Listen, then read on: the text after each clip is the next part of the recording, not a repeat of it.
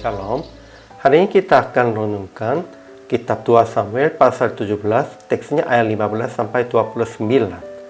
Dan sudah dibagi 3 paragraf. Paragraf yang pertama ayat 15 sampai 20. Husai memberitakan strategi Absalom kepada Daud melalui Zadok dan Abiathar. Paragraf yang kedua ayat 21 sampai 23. Daud dan rombongannya menyeberang sungai Yordan dan sampai ke Mahanaim.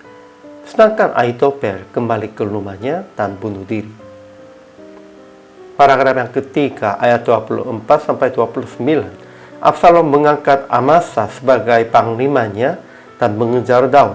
Tetapi Sobi bin Nahas, Mahir bin Amir, dan Barzillai orang Gilead menguatkan Daud dan rombongannya dengan membawa makanan.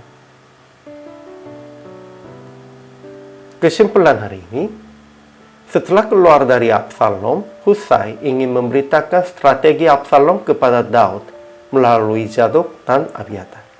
Mereka menyuruh Yonatan dan Ahimaas kepada Daud untuk memberitakan itu, dan orang-orang Absalom mengejar mereka.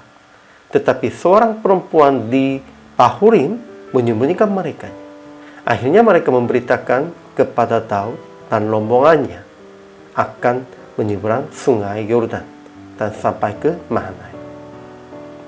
Sedangkan Ahitofel yang nasihatnya tidak dipedulikan itu kembali ke rumahnya sebab dia sudah tahu bahwa Absalom akan kalah, sehingga dia menggantung diri.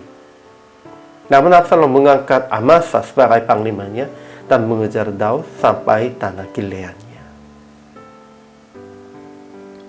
Ajaran tentang Allah tidak dijelaskan langsung tentang firman dan perbuatan Tuhannya, tetapi ia tetap bekerja supaya Yonatan dan Ahimaas memberitakan strategi Absalom kepada Daud. Jadi ia menyembunyikan mereka melalui seorang perempuan, dan ia siapkan orang-orang yang menolong Daud di Gilead. Semuanya di dalam rancangan Tuhan. Ajaran tentang manusianya, pertama, Husai usaha akan memberitakan strategi Absalom kepada Daud melalui Zadok dan Abiathar. Jadi mereka menyuruh Yonatan dan Ahimaas kepada Daud untuk memberitakan itu. Tetapi itu pun juga susah.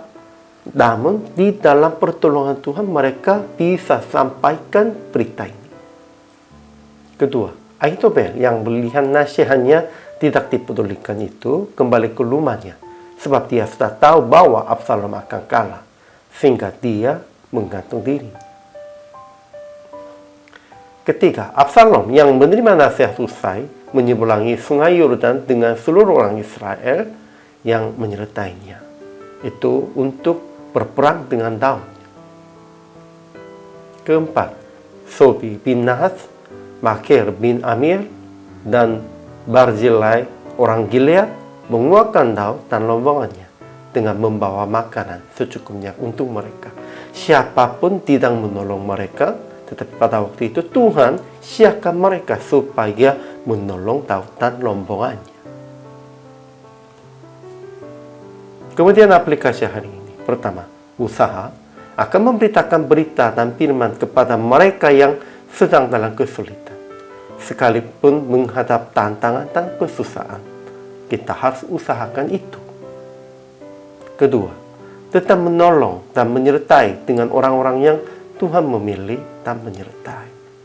Ya, janganlah menolong dan menyertai dengan orang-orang yang melawan Tuhan, orang-orang yang tidak mau mendekati kepada Tuhan. Ketiga, jangan menyerah sekalipun menghadap kegagalan dan usaha akan berbalik dan bertobat. Akhirnya pada praktek hari ini, usaha dalam kesulitan akan memberitakan kehendak Tuhan dan rencananya kepada orang-orang yang sedang lemah dan putus asa dalam kesulitan. Memang mereka pasti harus ditolong oleh orang-orang yang Tuhan mengirimnya. Itu mereka tidak berharap Mereka tidak berpikir siapanya menolong saya. Tetapi Tuhan juga menolongnya Daud dengan mereka sepertinya perempuan-perempuan dan orang-orang Gilead. Mereka sebenarnya Daud tidak tahu siapanya menolong itu. Tetapi Tuhan sudah siapkan itu. Sehingga kita juga kepada orang-orang yang sulit harus menjadi orang begitu. Inilah kewajiban orang percaya bagi semua orang. Hari ini juga selama melayani, Tuhan Yesus memberkati.